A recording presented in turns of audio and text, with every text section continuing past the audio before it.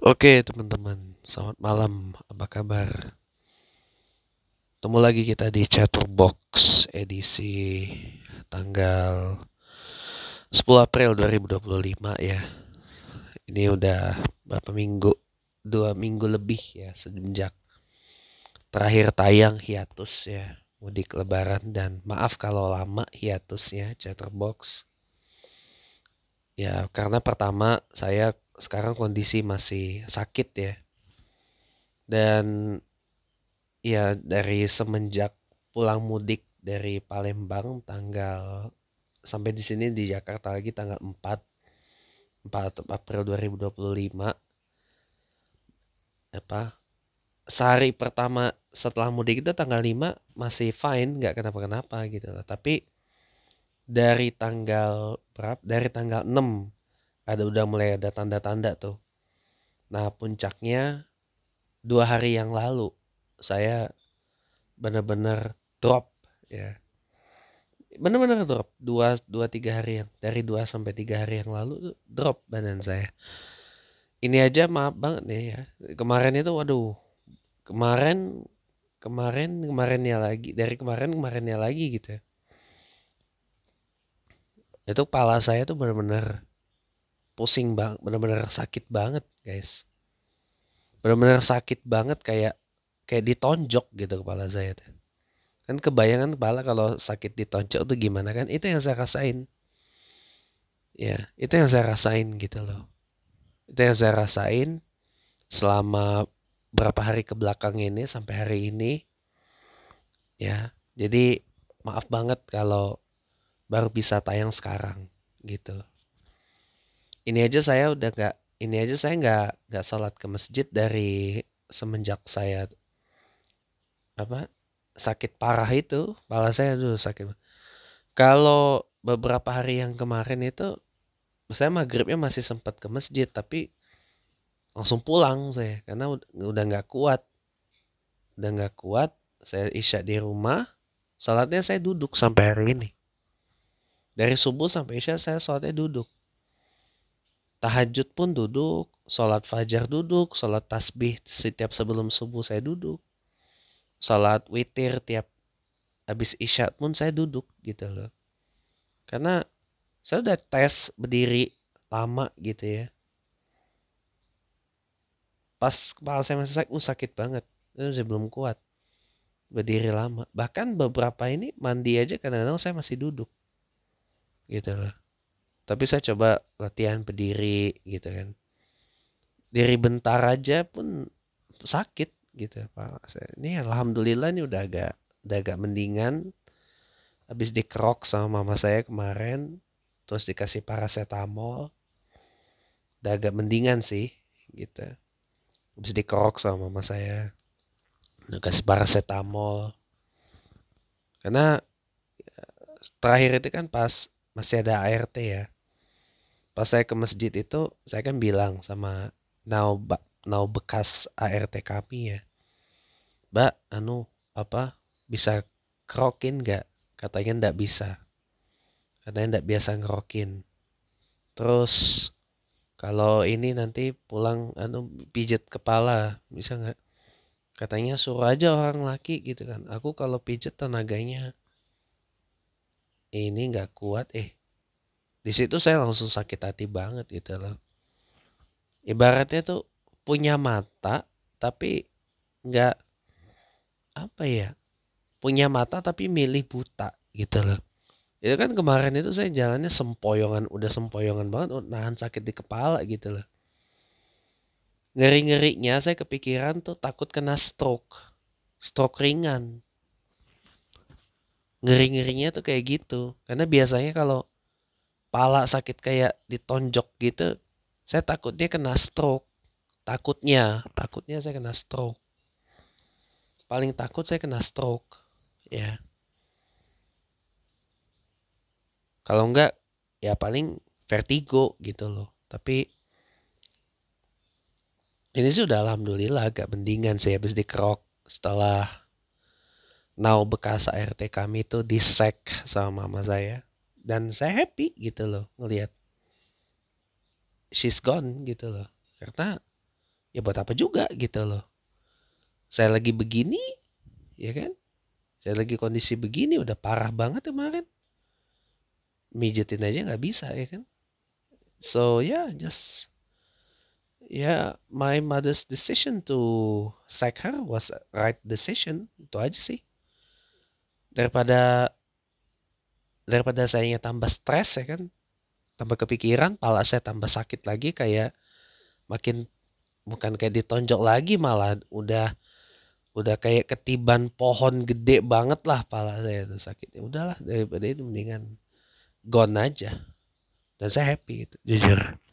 Makanya maaf ya teman-teman ya kalau saya absen di Chatterbox ini lama. Maaf, sejuta maaf gitu loh. Karena kondisi kesehatan saya belum fit banget gitu loh. Jadi semenjak saya sakit kepala parah banget itu, memang saya nggak ke masjid, nggak kemana-mana lah, pokoknya di rumah aja ngendon, nggak di rumah aja istirahat gitu. Sambil tetap beberapa kali gerak ya kan, buang-buang sampah atau lakukan aktivitas-aktivitas kecil lah gitu. Kalau berdiri lama belum terlalu kuat. Gak tahu besok pas Jumat tanggal 11. Kuat gak saya Jumatan berdiri ya kan?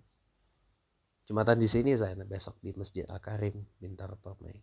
Tapi saya kalau kondisi kayak gini nggak akan di saf depan, saya di belakang, di kursi-kursi itu. Takut saya belum kuat sholat berdiri ya kan. Jadinya udahlah, mendingan daripada ini mendingan saya sholatnya duduk dulu sampai pala saya ini bener-bener udah nggak sakit lagi gitu loh. Ini aja masih sakit banget gitu. Habis pulang mudik bawa penyakit. Bukan karena masalah saya mandi jam 1 pagi sebelum pas hari H gitu. Karena gini lah, saya jelasin kronologi, saya jelasin alasannya ya. Satu kan rumah keluarga besar saya di Palembang itu kan ya gede sih, gede lah. Tapi kan rame, ya kan. Saya biasa mandi itu sebelum subuh. Kadang jam 2, kadang jam 3, paling enggak setengah 4 gitu kan. Nah, saya sengaja mandi jam 1. Itu sengaja memang. Alasannya kan saya mandinya agak lama kan, tiap Senin sama Jumat saya mandi pasti lama. Kenapa? Karena saya cukur rambut. Itu sunnah memang. Tiap Senin sama Jumat, sunnah itu sunnah, ya kan. Jadi apa namanya, itu sunnah, katanya sih sunnah Rasul kayak gitu, cukur bulu, cukur rambut tiap Senin sama Jumat. Allah alam bisawab. Karena saya nggak punya nggak punya kitabnya, kitab Syama'il Muhammad, kitab Syama'il Muhammadin ya, lebih tepatnya. Kan kalau contoh-contoh kesehariannya Rasulullah itu kan ada di dalam kitab Syama'il. Nah, saya nggak punya kitabnya. Tapi kalau dari kajian-kajian yang saya dengar, kajian Syama'il ya, kayak gitu, tiap Senin sama Jumat saya pasti mandi lama. Nah, coba bayangin kalau saya mandi jam 2, jam 3 gitu kan. Orang kan ngantri mau mandi, mana nanyain lama nggak gitu. Ya jujur memang ya mama saya bilang benar, kesalahan ada di saya. Ya jam 1 malam mandi air dingin, menggigil pula ya kan. Itu benar. Saya nggak bantah itu. Tapi ada alasannya. Karena kalau saya mandi jam 2, jam 3, bahas sebelum subuh pasti rame. Karena orang berbondong-bondong mau mandi sebelum sholat id. Gitu loh. Apalagi ada wak saya mandi lama. Jadi saya nggak, daripada mencegah hal yang mudorot, udahlah lebih baik ambil aja, nggak apa-apa gitu loh. Akhirnya kan kesampaian juga, kecukur hari Senin gitu. Alhamdulillah. Itu alasannya. Jadi memang semenjak berapa ini ke belakang saya memang mandi pagi itu sebelum subuh. gitu sebelum subuh. Saya mandi gak sebelum subuh itu kalau bangunnya kesiangan gitu. Baru mandi setelah subuh gitu. Kayak ini saya pasang alarm terus di HP saya ini biar gak kesiangan bangun subuhnya. Karena rugi aja kita kalau sholat subuhnya telat pas mendekati waktu syuruk itu buat saya rugi banget.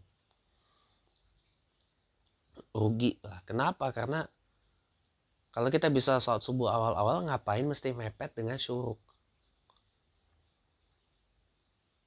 Pak emang nggak boleh Pak sholat subuh setelah syuruk? Ya boleh aja sih, tapi rugi. Boleh aja tapi rugi gitu loh. Memang jujur ya, memang sampai saat ini ya para scholars Muslim, para scholars Islam ini masih memperdebatkan waktu subuh tuh sebelum terbit matahari apa sesudah matahari gitu loh. Sementara di Saudi sendiri mereka nyebutnya bukan salatus subhi, tapi salatul fajar, salat fajar. Kalau di kita bilang salat subuh, salatul subhi. Niatnya usul di fardhu subhi, ya kan? Saya niat salat fardhu subuh. Subuh itu kan sebenarnya derivatif dari kata sabah. Bukan sabah tulisannya, soba dan hak. Sobah. Sabah itu kan artinya pagi. Salat pada pagi hari, ya kan? Kalau subuh itu kan derivatif dari kata sabah. Sabah. Sabah itu pagi. Salat di waktu pagi. Nah, para scholars muslim ini masih memperdebatkan itu. Kalau salatnya salat di waktu pagi, ya kan berarti dari sudah syuruk gak apa-apa dong kalau kita salat subuh gitu kan.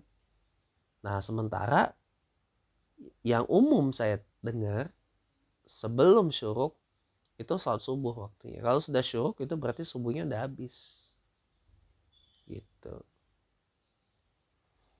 Dan itu juga yang menjadi penyebab kenapa tidak ada salat sunnah ba'diyah subuh. Sebab kalau kita directly langsung salat sunnah setelah salat subuh, nanti takutnya kita nyembah matahari. Makanya kenapa setelah waktu syuruk itu masuk, ada jeda 10 menit. Jeda 10 menit baru kita boleh salat sunnah isyraq. Atau salat sunnah setelah syuruk. Atau nama lainnya salat sunnah ba'diyah subuh. Gitu. Gitu ya. Jadi takut kita nyembah matahari. Gitu. tapi ya itu. Rugi aja kalau subuhnya udah mepet isyraq itu. Mepet syuruk itu rugi banget. Makanya kalau bisa ya bangun lebih awal. Ya mohon maaf lahir dan batin ya itu juga perlu pembiasaan. Saya dulu sebelum hijrah, sebelum tobat juga mohon maaf ya boro-boro subuh. Gak pernah sholat subuh saya dulu.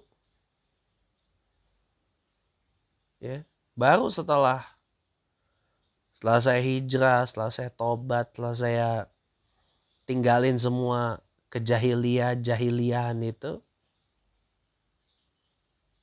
baru saya rajin sholat subuh. Alhamdulillah. Saya baru mulai tobat ini, saya bilang ketika handphone saya rusak, jatuh gitu ya, LCD-nya benerin, habis 300.000 lebih. Saya bilang sama Allah, ya Allah, hamba ingin merayakan kesyukuran ini dengan rajin sholat subuh ke masjid. Digerakin saya sama Allah. Apa hari ini? Kayak saya pasang alarm berlapis-lapis. Supaya apa? Supaya saya nggak ketinggalan subuh.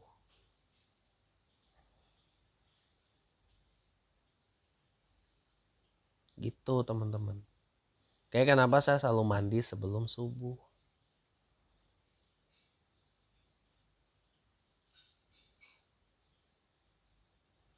Gitu ya. Jadi Ya alhamdulillah sih. Salat subuh saya hampir nggak pernah absen. Kecuali kalau satu saya capek banget, dua saya sakit, ya kan. Pasti subuhnya kesiangan. Tapi ini alhamdulillah saya walaupun kondisi lagi sakit begini, salat subuhnya masih on time. Gitu. Salat subuhnya masih otomatis, gak perlu disuruh-suruh gitu. Karena mohon maaf, orang seumur saya, seumur 30, saya kan 30 nih. 12 April Sabtu besok jam 31. Ya kan, umur saya. Mohon maaf lahir dan batin, masih aja orang seumur saya sholat masih disuruh-suruh. Orang lebih tua dari saya sholat juga ada yang masih disuruh-suruh, guys. Kayak dibujuk-bujuk.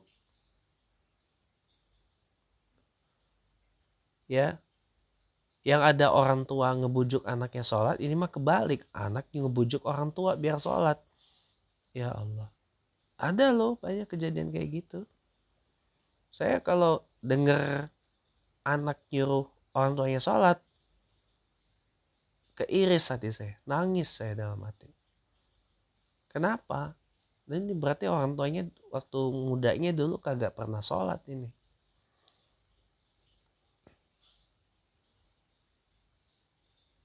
Anak ngomong, "Bapak ayo sholat pak." Ini. Saya kalau udah denger kayak gitu, nangis saya. Demi Allah. Nangis saya. Anak ngomong, "Ibu sholat yuk bu." Gitu. Nangis saya dalam hati. Harusnya bapak yang nyuruh anak sholat. Nah ayo ke sholat yuk sama bapak. Sama ibu gitu. Bukan kebalik. Saya kalau dengar bapak, ibu, ayo sholat yuk. Nangis saya dalam hati. Ngelus dada, keiris dada saya. Saya dalam hati berpikir, wah ini mudanya dulu gak pernah sholat ini. Apa mudanya jarang sholat? Gitu loh. Atau terlalu asik dengan dunia, jadinya sholatnya ditunda. Makanya kemarin dalam khotbah Jumat perdana saya, pas jalan balik dari Palembang ke Jakarta via Bandar Lampung di kapal feri Kirana 2, ya. Saya kan sampaikan dalam khotbah Jumat perdana saya, Jumat yang lalu ya, tanggal 4 ya, pas arus balik itu. Sekalipun kita dalam keadaan musafir, selagi kita mampu melaksanakan salat Jumat, maka jangan ditinggalkan. Karena salat Jumat itu adalah kewajiban. Kalau selagi kita mampu melaksanakan kewajiban salat Jumat, maka jangan tinggalkan. Kalau enggak rugi nanti. Gitu. Karena saya dengar bapak nyuruh anaknya, udah mau sampai, gak usah sholat gitu. Saya bilang dalam hati, na'udzubillahi min zalik gitu kan. Memang kondisi kapal udah mau sampai, walaupun jalannya sih gak ngebut, gak pelan, sedang lah gitu. Tapi ada bapak-bapak ngomong ke anaknya, loh, nah udah gak usah salat, udah mau sampai. Ini dalam hati saya, ya Allah, makanya saya ngomong keras itu. Sekalipun kita dalam keadaan musafir, ya, selagi kita mampu melaksanakan salat Jumat, maka jangan tinggalkan, karena itu kewajiban. Kalau ditinggalkan nanti rugi. Itu khotbah Jumat perdana saya. Kali pertama saya khotbah Jumat itu di kapal.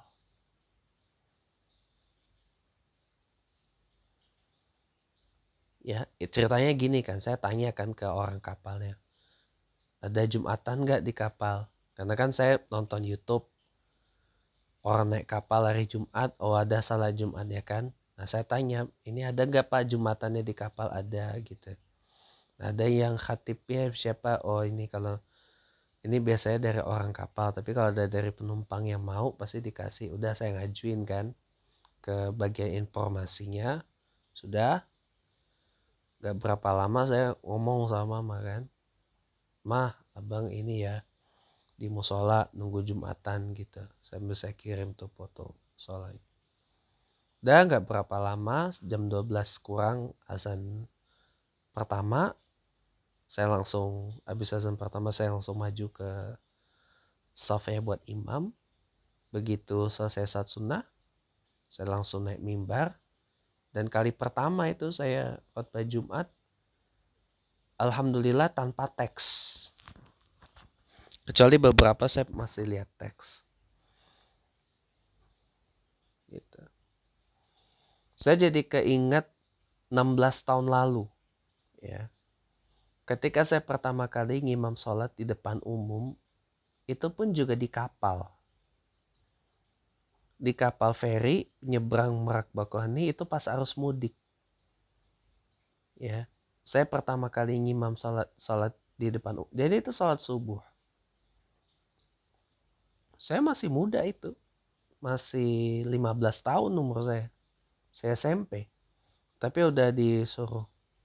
Udah ngimam. Awalnya kan saya ragu kan saya mundur lagi. Udah ayo. Didorong. Udah mundur lah. Udah maju lah saya. Semenjak saat itu saya jadi ketagihan ngimam sholat.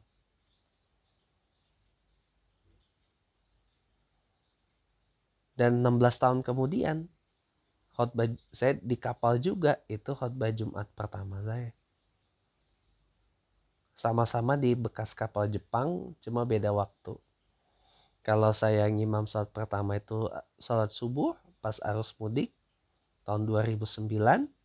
Khotbah Jumat pertama pas arus balik siang.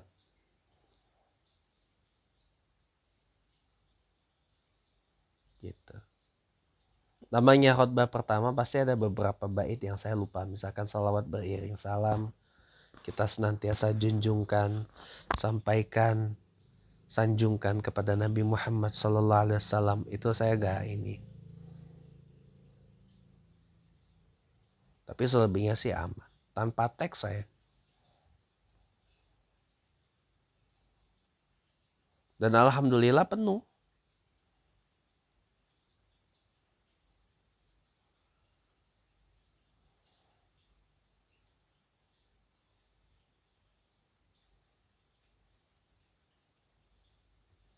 Gitu. Jadi itu pengalaman yang gak terlupakan sih.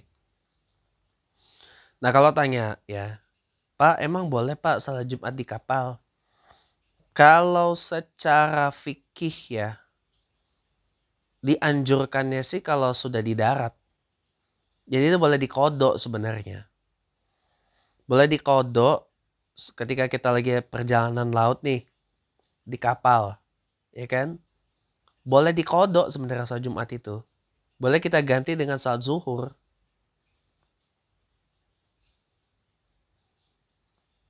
Gitu loh. Itu anjuran secara fikihnya. Tapi kalau untuk ya hitung-hitung latihan nyelenggarain salat Jumat, latihan jadi imam khatib dan imam salat Jumat, itu tidak mengapa gitu loh. Itu yang saya lakukan kemarin itu pertama kali khatib khutbah Jumat, pertama kali ngimam salat Jumat. Kalau azan Jumat pertama kali itu tahun lalu pas aksi yang menjelang putusan Mahkamah Konstitusi hasil Pilpres tahun lalu. Ya. Saya satu-satunya orang dari Ganjar Mahfud ya.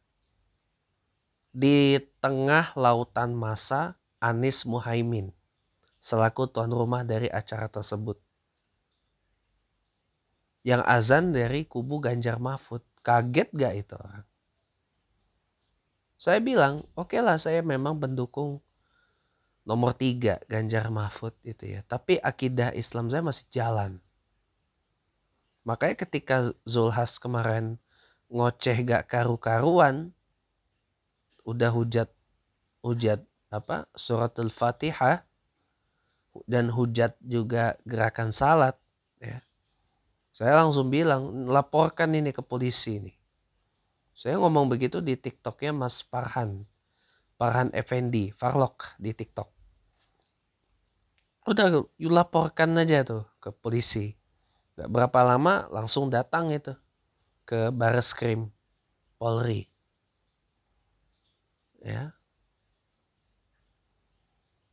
Kalau saya waktu masih jahiliyah masa bodoh teing. Untungnya saya pada saat tahun lalu sudah tidak lagi jahiliyah, ya kan? Kalau saya masih jahiliyah itu masa bodoh teing saya, bodoh amat gitu loh. Untungnya tahun lalu saya sudah tidak jahiliyah. Ya. Saya bilang udah laporkan aja lah itu ke polisi itu. Nggak ditindaklanjuti tapi sayangnya. Nggak usah ditindaklanjuti itu, keterlaluan itu hujatannya. Si Zulkifli Hasan itu. Apaan bacaan salat main diubah-ubah, main dihina-hina, dibecandain, gerakan sholat dimainin kayak gitu. Allah, hina saya, hina banget itu buat saya kalau kayak gitu. Jadi proses, kenapa? Karena Zulhas ini bagian dari TKN Prabowo Gibran, nggak berani. Polisi waktu itu dibawa kendalinya Jokowi. Waktu itu macam-macam dengan orang-orangnya Jokowi di Prabowo Gibran, terutama kalau di TKN-nya, mati polisi itu. Iya, padahal itu Masya Allah, hinaannya luar biasa loh. Saya sampai bilang, saya walaupun pendukung nomor 3 Ganjar Mahfud ya, itu teman-temannya Parlok pada sayangin sih. Bagus, waras orangnya, cuma sayang dukungnya nomor 3, dukungnya Pak Ganjar gitu.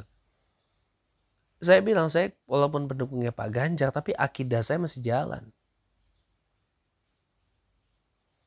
Akidah Islam saya masih jalan. Nggak seperti kebanyakan pendukung Ganjar Mahfud yang kalau kayak gitu mah bodo amat. Saya big no.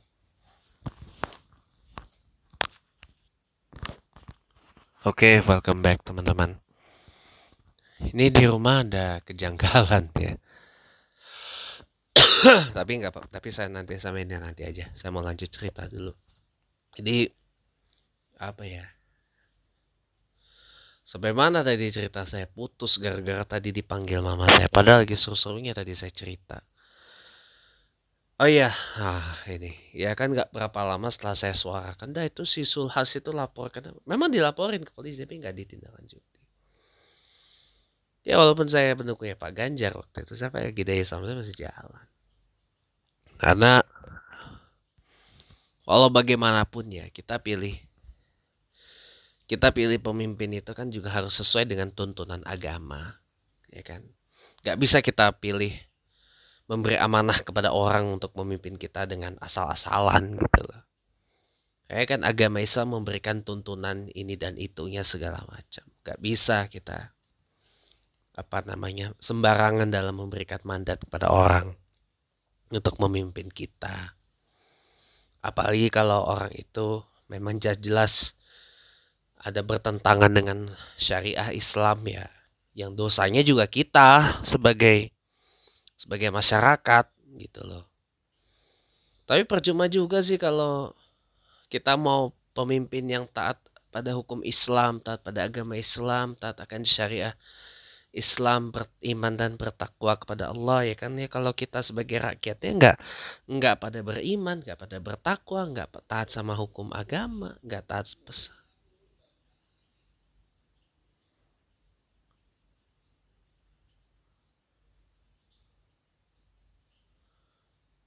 Iya tadi saya udah cek ke belakang katanya sikirnya turun nggak bisa naik. Coba deh saya kurangin ini dulu deh, saya mau coba. Ya tadi saya udah cek ke belakang. Itu ada yang memang ada yang turun, nggak bisa naik. Saya mau coba naikin nggak bisa gitu.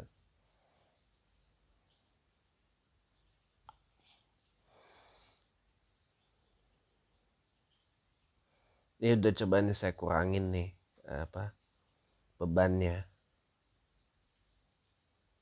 Coba bisa naik gak itu screennya. Ini saya udah matiin AC, matiin lampu. Ya, mudah-mudahan sih bisa ya, mudah-mudahan bisa. Saya udah coba reduce ketegangannya. Karena biasanya kalau listrik turun itu karena over ini apa namanya? Bebannya over gitu, overburden ya. Karena memang ini rumah wattnya apa ya? Ya dibilang gede, nggak gede-gede banget sih, ya. Nggak gede-gede banget ya, tapi juga nggak kecil. Berapa watt ya ini tegangannya? Saya nggak tahu lah pokoknya. Ini saya udah reduce nih. Lampu udah saya matiin, AC saya matiin. Siapa tahu bisa, ya kan? Ini memang kalau saya pribadi ya, kalau misalkan saya beli rumah sendiri nanti, kalau rumah tapak kayak gini memang wattnya harus gede. Ya, di atas 9.000 watt kalau mau. Ya, karena udah pasti penggunaan listriknya kan akan gede gitu loh. Walaupun apa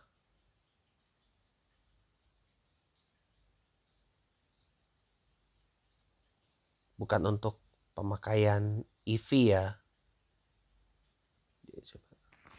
Ternyata nggak coba dinaikin, guys.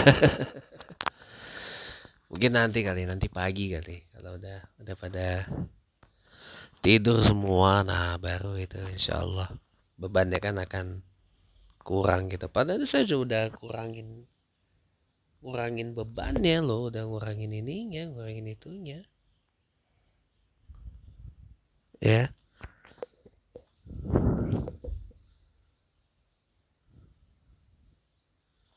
Tau-taunya ya kagak berani dicoba gitu loh, kagak berani dicoba gitu loh. Satu orangnya gini teman-teman ya, kalau kita nggak berani nyoba sesuatu ya kita nggak akan tahu seperti apa, ya kan? Saya simpel aja deh, makanan kita tak tahu enak gak enaknya kalau kita udah coba. Kalau kita coba satu makanan gak enak ya, kita akan merasakan ternyata makanannya gak enak. Itu bisa kita ngomong, ah ini makanannya gak enak, gak sedap, biasa aja gitu kan. Atau apa, undercook, belum matang, atau belum dibumbuin, under seasoned gitu kan. Atau makanannya enak udah kita coba, wah ini makanannya sedap, lezat, enak, udah well seasoned, well cooked dan sebagainya gitu kan. Itu setelah makanan itu kita coba. Dan kalau belum belum kita coba ya belum gitu loh. Very simple sebenarnya.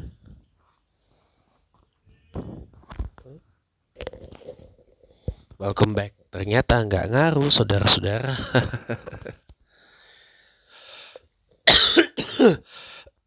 Memang kalau rumah dengan watt gede ya, taruhlah dia 9.000 watt ke atas gitu kan. Memang kelebihannya banyak.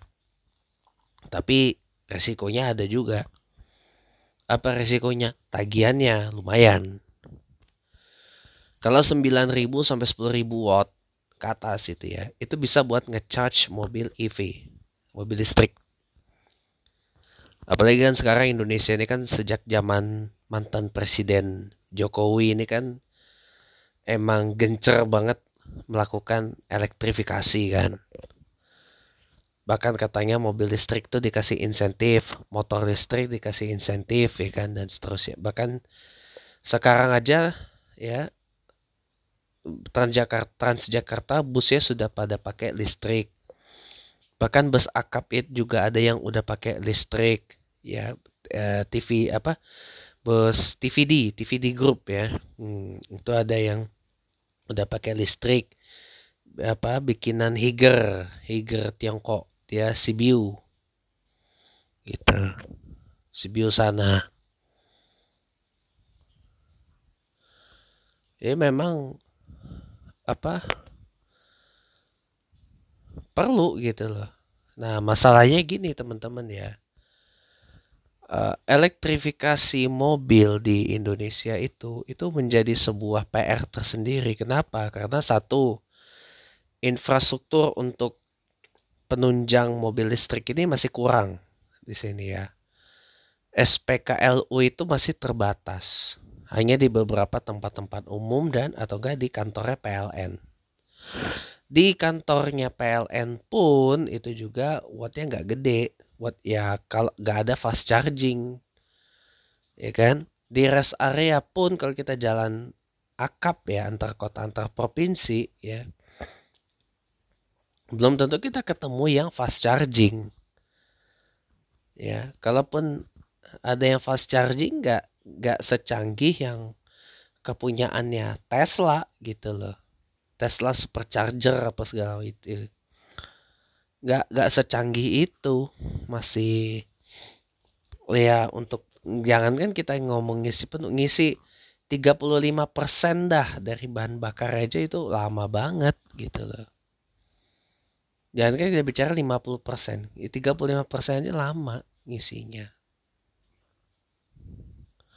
Itu yang menjadi concern. Kenapa apa namanya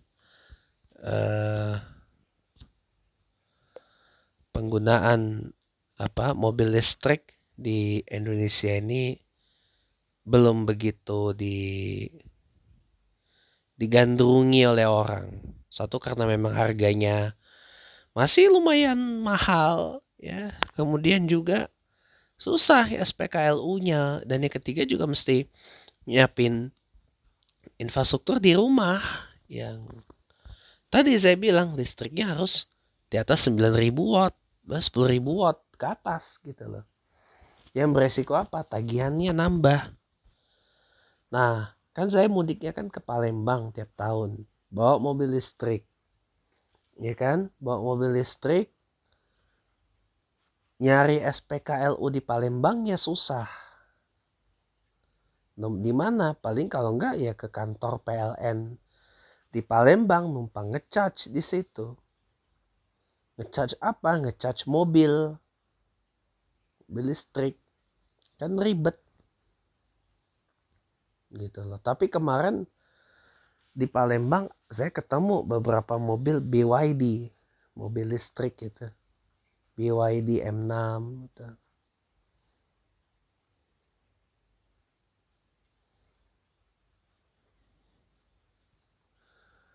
Tapi tenang kok, ada beberapa mobil listrik yang jarak tempuhnya ya cukup lah untuk Jakarta Palembang yang cuman 525 km itu. Ya ada yang cukup lah karena ada yang range-nya kan panjang. Ya kan? Tapi kalau untuk di Indonesia sendiri memang mobil listrik itu belum jadi pilihan. Belum, masih belum. Ya. Rata-rata orang masih lebih memilih mobil berbahan bakar biasa, internal combustion.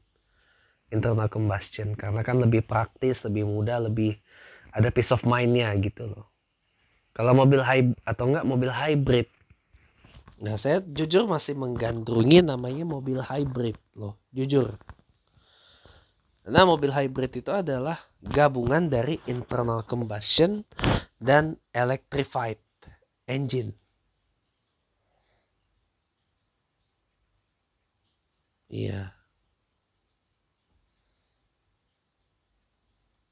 Jadi gitu, mobil hybrid itu boleh dibilang setengah internal, setengah ICE, setengah elektrik gitu loh. Apalagi kalau kita bicara plug-in hybrid ya. PHEV. Plug-in hybrid electric vehicle. Nah, itu mobil favorit saya tuh itu sebenarnya. Plug-in hybrid electric vehicle. Kenapa? Karena dia punya sistem hybrid yang lebih paripurna daripada full hybrid atau mild hybrid gitu ya. Ditambah juga separuhnya lagi adalah elektrik. Ada unsur EV-nya di situ. Dan bisa diisi dengan dua bahan bakar. Kita bisa isi dengan bahan bakar bensin atau diesel Tapi kita juga bisa ngisi listrik. Fleksibelnya di situ. Apa contoh mobil PHEV kayak Toyota Prius tuh. Toyota Prius tuh PHEV. Ada yang PHEV-nya. Yang terbaru Toyota Alphard, Toyota Velfire baru punya tuh PHEV-nya. Meskipun hanya untuk di Jepang, belum untuk diekspor. Saya jujur lebih suka loh dengan mobil-mobil yang PHEV daripada yang EV atau hybrid biasa. Belum banyak di sini. Prius yang PHEV aja belum dijual resmi sama Toyota Astra Motor. Yang dijual masih yang hybrid biasa, full hybrid. Bukan yang PHEV.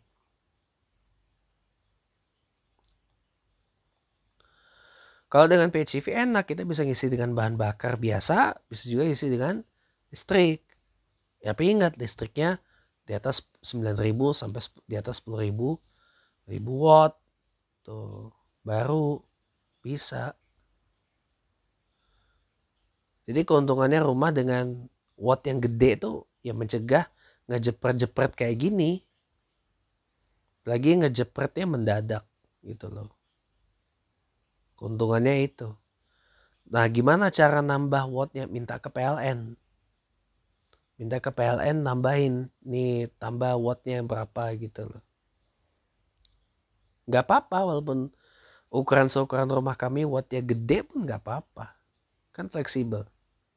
Kali aja suatu hari punya penggunaan alat-alat elektronik yang membutuhkan tegangan watt yang gede gitu ya. Contoh lampu LED yang terang banget misalkan. Atau AC yang di atas 2 PK. Ya kan? AC di atas 2 PK tuh biasanya AC kaset, AC sentral.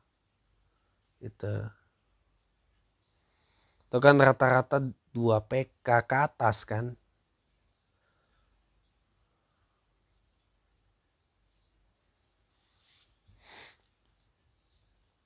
Atau misalkan punya kolam renang atau kolam ikannya gede banget dengan pompa yang memang gede lah itu kekuatan tegangan wattnya dan seterusnya gitu kan. Jadi enak ketolong gitu loh. Ya meskipun resikonya tagihannya kan gede. Tapi itulah teman-teman ya. Namanya hidup itu adalah resiko.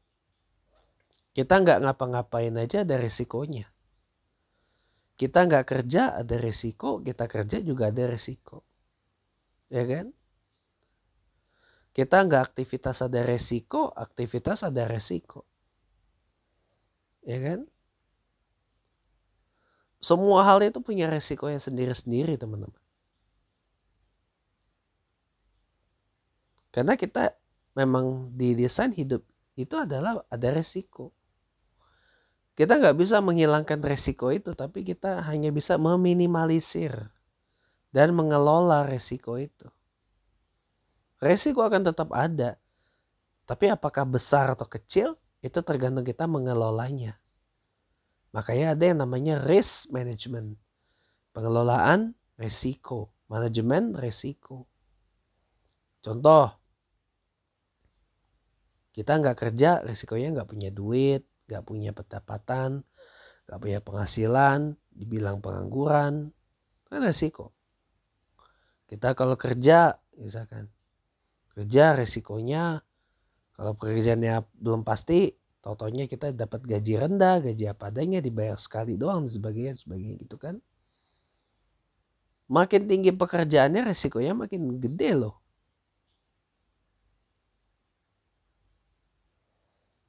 Iya kan? Iya. Jadi makanya kalau saya kalau saya boleh bilang ya, namanya kita hidup itu memang berdampingan dengan yang namanya resiko. Gak bisa kita hilangkan. Gak bisa kita unplug resiko itu dari kehidupan kita, gak bisa. Gak bisa. Semua hal ini ada zona resiko. Kita kalau nggak mau beresiko, ya nggak usah hidup. Itu aja. Kita mau masak makanan aja resikonya pasti ada. Nggak masak makanan pun resikonya pun juga pasti ada. Kita nonton TV ada resikonya, nonton YouTube ada resikonya, nggak nonton TV, nggak nonton YouTube juga resikonya ada. Kita pakai baju resikonya ada, nggak pakai baju resikonya juga ada. Kamar kita rapi resikonya, kamar tidur kita, ruang pribadi kita rapi resikonya ada, apalagi kalau nggak rapi resikonya ada, sama aja. Kita pasang AC di suhu yang terdingin resikonya ada, di suhu terpanas pun resikonya ada, nggak pakai AC pun resikonya ada, sama. Semuanya punya resiko sendiri-sendiri teman-teman. Tidak ada dalam hidup ini yang tidak beresiko. Kita nyetir mobil manual ada resikonya. Nyetir mobil matic ada resikonya. Nggak nyetir mobil resikonya ada juga. Sama. Kita bawa motor bebek, motor manual resikonya ada. Motor matic resikonya ada. Nggak bawa motor resikonya ada juga. Selesai. Itulah hidup. Jadi kalau mau belajar hidup ya, belajarlah dari bagaimana kita mengelola resiko. Bukan belajar bahwa kita harus bisa ini dan itu. Bisa nyetrika resikonya ada, nggak bisa nyetrika resikonya juga ada. Bisa nyuci resikonya ada, nggak bisa nyuci resikonya juga ada. Kenapa? Resiko itu adalah bagian dari hidup kita. Teman hidup kita itu adalah resiko. Teman dekat hidup kita itu adalah resiko. Ya. Teman dekat hidup kita resiko. Jadi satu-satunya adalah bagaimana kita mengelola resiko itu. Kalau kita udah bisa belajar mengelola resiko, itu kita udah bisa hidup. Kalau kita masih berusaha menjauhi yang namanya resiko, itu belum namanya kita belajar hidup. Jadi kalau mau belajar hidup adalah belajar bagaimana kita mengelola resiko terlebih dahulu. Bukan kita bisa apa-apa. Kita bisa berenang aja resikonya ada, nggak bisa berenang resikonya ada. Kita bisa nyiram taman resikonya ada, nggak bisa nyiram taman resikonya juga ada. Kita bisa ngecat resikonya ada, nggak bisa ngecat resikonya juga ada. Semua ada loh resikonya. Kita hidup di Indonesia resikonya ada, hidup di luar Indonesia resikonya juga ada. Gitu teman-teman ya. Jadi harapan saya di tahun 2025 ini kita semua mentalnya tuh bukan mental yang menghindari resiko. Tapi mental bagaimana kita berdamai menerima kenyataan bahwa yang namanya hidup itu pasti ada resikonya. Dan bagaimana resiko itu bisa kita kelola, bukan kita hindari. Resiko itu bisa kita manage, bukan kita avoid, bukan kita deny, bukan kita ignore resiko itu. Tapi face it, not ignore it. Gitu teman-teman ya. Saya bikin konten kayak gini aja resikonya pasti ada. Apalagi kalau saya nggak bikin YouTube. Resikonya ada juga. Kalau kita sudah fasih mengelola resiko, insya Allah bisa hidup kita. Tapi kalau nggak fasih mengelola resiko, ya sudah. Selesai persoalan. Gitu. Pelajaran hidup itu dimulai dari bagaimana kita berdamai menerima kenyataan bahwa resiko adalah teman dekat kita. Dan bagaimana kita mampu mengelola resiko itu. Ketimbang kita menghindari resiko dan menghindari masalah. Ya itu aja untuk malam ini. Chatterbox edisi kembali hadir setelah hiatus. Selamat malam dan terima kasih telah menonton.